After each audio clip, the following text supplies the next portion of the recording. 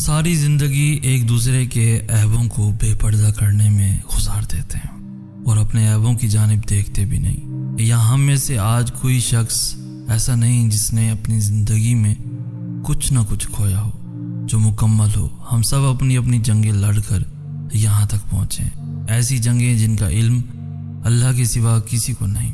کوئی بھی سفر آسان نہیں ہوتا، کوئی بھی راستہ ٹھوکر سے عاری نہیں ہوتا۔ ہم غلطیاں کرتے ہیں، ایسی غلطیاں جن کے بعد ہم ویسے نہیں رہتے جو کبھی ہوا کرتے تھے۔ تم وہ شخص نہیں جو کچھ لمحے پہلے تھے، اور میں وہ شخص نہیں جس کو تم کچھ عرصے پہلے جانتے تھے۔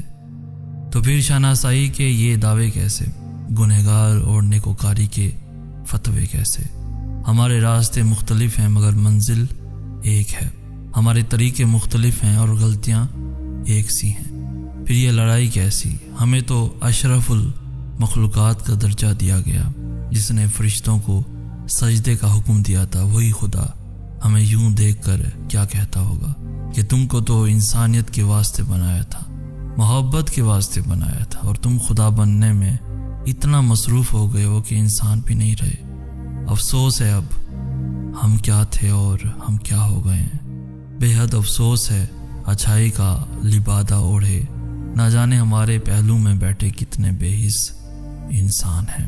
ہاں، ہر کہانی ویسے مکمل نہیں ہوتی جیسے ہم چاہتے ہیں، لیکن ویسے ضرور مکمل ہوتی ہے جس میں ہماری بہتری ہوتی ہے۔ یہ سب اسی کی ہی تقسیم ہے اور میں نے اس کی تقسیم پر راضی ہونا سیکھ لیا ہے۔ سب کچھ ہار جانا میری زندگی کی سب سے بڑی فتح تھی، ایسی فتح جس کے انعام میں اللہ مل گیا۔ ہمیشہ وہ نہیں ملتا جو ہم چاہتے ہیں، کیونکہ ہم وہ باتیں نہیں جان سکتے جو اللہ جانتا ہے۔ نگاہیں اس کا احاطہ نہیں کر سکتی، وہ سب نگاہوں کا احاطہ کیے ہوئے ہے، اور وہ بڑا باریک بین، بڑا باخبر ہے۔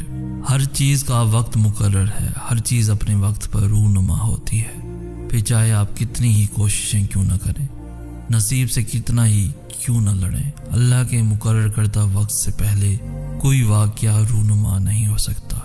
یہی مسئلہ ہے ہمارا کہ ہم انتظار نہیں کرتے اور بے سکون ہو جاتے ہیں، حالانکہ قرآن میں اللہ نے خود فرمایا ہے ہر خبر کے واقع ہونے کا وقت مقرر ہے اور تم ان قریب جان لو گے۔ انسانی فطرت ایسی ہوتی ہے کہ جو اس دل کو تکلیف پہنچاتا ہے اور توڑ دیتا ہے، یہ پھر بھی اسی کی طرف بھاگتا ہے، اس امید کے ساتھ کہ اس دل کو وہی سے سکون ملے گا، حالانکہ وہ چیز یا وہ شخص کبھی بھی آپ کے لیے سکون کا باعث نہیں بن سکتا، جس کی وجہ سے آپ کی روح بے سکون ہو۔ محبت سکون کا دوسرا نام ہے۔ جس محبت میں سکون نہیں ہوتا اس میں اللہ کی بھی رضا نہیں ہوتی، تب ہی تو وہ ہمیں لوگوں کے چھپے ہوئے رنگ دکھاتا ہے کہ کون کیسا ہے، اور پھر فیصلہ ہمارے ہاتھ میں چھوڑ دیتا ہے کہ ہم ان سے دور جاتے ہیں یا نہیں۔ اللہ پاک ہمیشہ انسان کے سامنے دو راستے رکھتا ہے، ایک وہ جس میں اس کی بہتری ہوتی ہے، اور دوسرا وہ جو تکلیف کا باعث ہوتا ہے۔ یہ آپ کا انتخاب ہے کہ آپ کس کی طرف بھاگتے ہیں، اور مت بھولو کہ یہ دل وہی جڑ سکتا ہے بس جس نے اسے بنایا ہے۔ توکل معجزوں کا دروازہ ہے، ایسا دروازہ جس میں بے یقین لوگ بھی داخل نہیں ہو سکتے۔ تمہارا مقدر تمہارے اپنے ہاتھ میں ہے، زندگی کو پرسکون اور بے سکون تم خود ہی بناتے ہو۔ تم وقت کے ساتھ نہیں چلتے ہو، بلکہ جہاں جو حادثہ روک دے وہیں تمام عمر ٹھہرے رہتے ہو۔ تمہارے آس پاس کتنی بے شمار نعمتیں ہوتی ہیں اور تم ایک محرومی کے لیے ان سب کو نظر انداز کر دیتے ہو۔ تم سوچتے ہو دعا مانگنا چھوڑ دینا یقین اور صبر ہے، مگر حقیقت اس سے بہت مختلف ہے۔ یقین تو وہ ہے جب کچھ نہ ہونے کے بعد بھی دعا کے لیے ہاتھ اٹھائے جاتے ہیں۔ صبر تو وہ ہے کہ دل کے تڑپنے کے باوجود معاملات اللہ کو سونپ دیے جاتے ہیں۔ ہاں، ایسا کرنا آسان نہیں ہوتا، مگر ہاں، ایسا کر لینے کے بعد آسانیاں ہی آسانیاں ہوتی ہیں۔ پھر کیوں پریشان ہوتے ہو؟ جو کام تم نہیں کر سکتے انہیں اللہ کے حوالے کرنا سیکھو، اور جو کام اللہ کے حوالے کر دو اس پر کبھی پریشان مت ہو۔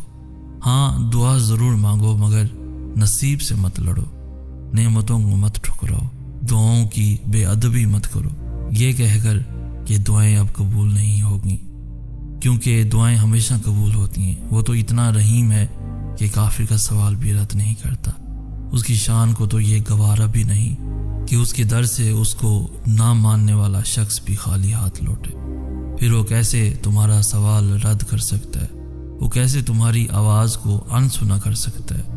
جب تم اسے بار بار پکارتے ہو تو بس یقین کے ساتھ سب کچھ اس کے سپرد کر دو، کیونکہ جب کام اس کو سونپ دیا جاتا ہے تو وہ دنیا کی ہر طاقت کو پکا کر کے اس کام کے مکمل ہونے کے لیے پابند کر دیتا ہے۔ اور پھر جب تم اللہ کے فیصلوں پر سر جھکانا سیکھ جاتے ہو تب وہ تمہیں کن سے نواز دیتا ہے۔ بس پھر تم ہوتے ہو، اللہ ہوتا ہے، تمہاری جیت ہوتی ہے اور بدلتا ہوا مقدر ہوتا ہے۔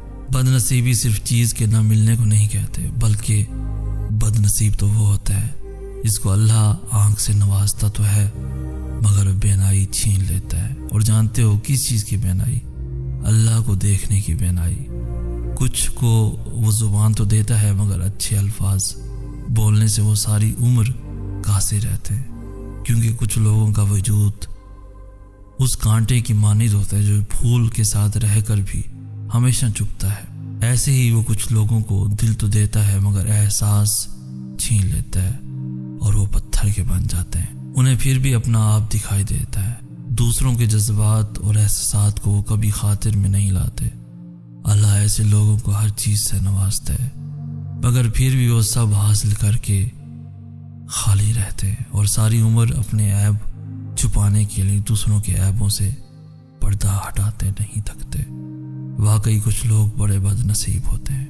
یا ہم میں سے آج کوئی شخص ایسا نہیں جس نے اپنی زندگی میں کچھ نہ کچھ کھویا ہو جو مکمل ہو۔ ہم سب اپنی اپنی جنگیں لڑ کر یہاں تک پہنچے ہیں، ایسی جنگیں جن کا علم اللہ کے سوا کسی کو نہیں۔ کوئی بھی سفر آسان نہیں ہوتا، کوئی بھی راستہ ٹھوکر سے عاری نہیں ہوتا۔ ہم غلطیاں کرتے ہیں، ایسی غلطیاں جن کے بعد ہم ویسے نہیں رہتے جو کبھی ہوا کرتے تھے۔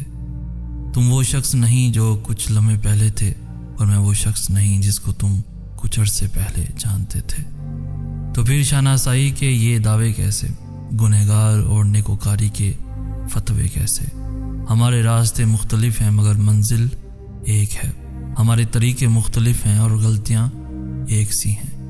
پھر یہ لڑائی کیسی؟ ہمیں تو اشرف المخلوقات کا درجہ دیا گیا، جس نے فرشتوں کو سجدے کا حکم دیا تھا، وہی خدا ہمیں یوں دیکھ کر کیا کہتا ہوگا کہ تم کو تو انسانیت کے واسطے بنایا تھا، محبت کے واسطے بنایا تھا، اور تم خدا بننے میں اتنا مصروف ہو گئے ہو کہ انسان بھی نہیں رہے۔